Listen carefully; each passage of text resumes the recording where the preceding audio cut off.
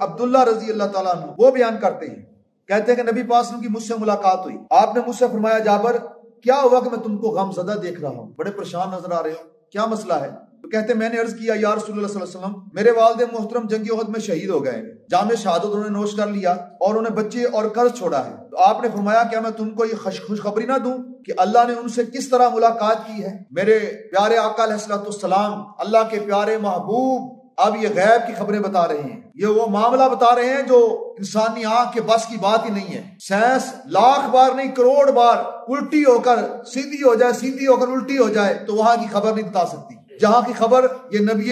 غیب داں بتا رہے ہیں۔ آپ فرما رہے ہیں اے جابر کیا میں تمہیں تمہارے باپ کے بارے میں خبر نہ دوں، تمہیں یہ خوشخبری نہ دوں کہ اللہ نے ان سے کس طرح ملاقات کی ہے؟ تو میں نے عرض کیا یا رسول اللہ علیہ وسلم کیوں نہیں، آپ ضرور ارشاد فرمائیے۔ تو آپ نے فرمایا اللہ تعالیٰ نے کسی سے بھی بلا حجاب بات نہیں کی، یعنی بغیر پردے کے کسی کے ساتھ بھی اللہ نے بات نہیں کی، جب بھی کسی سے گفتگو کی ہے تو پردے کے پیچھے سے کیا ہے، حتیٰ کہ اللہ کے کلیم موسیٰ علیہ السلام سے بھی اللہ نے کلام فرمایا تو پردے میں رہ کر فرمایا، صرف آواز اس سے سنی انہوں نے۔ تو جو اللہ کی راہ میں اپنی جان دیتا ہے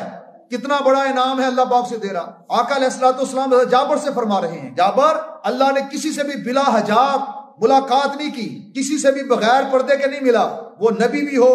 ولی ہو، کوئی غوث ہو، کوئی قطب ہو، کوئی ابدال ہو، حتیٰ کہ کلیم اللہ تک بھی بات ہوئی تو پردے سے ہوئی۔ اس پردے سے بات کی وجہ سے کلیم اللہ نے کہا تھا اتنی سونی آواز ہے، اے اللہ تیری آواز قدرت اتنی پیاری ہے تو تیرا چہرہ مبارک کتنا قدرت والا چہرہ کتنا خوبصورت ہوگا، مجھے اپنی ذات دکھا دے۔ تو کہا تھا لن ترانی موسیٰ تو نہیں دیکھ سکتا، تو کہا آپ فرما رہے ہیں کہ اللہ تعالیٰ نے کسی سے بھی بلا حجاب کبھی بات نہیں کی، مگر جابر تمہارے والد سے اللہ تعالیٰ نے بلا حجاب بات کی ہے۔